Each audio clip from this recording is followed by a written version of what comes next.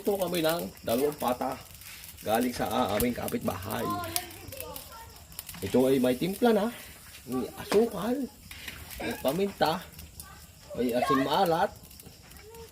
Lalagay na natin ang sibuyas, siling mahaba, at bawang. Ito! Ating haluin na lalong lumasa. Ayan, ang pata ang dami yun. Malipas ang 2 oras, ito na ang patang paksew. Ating haluin lalong lumasa.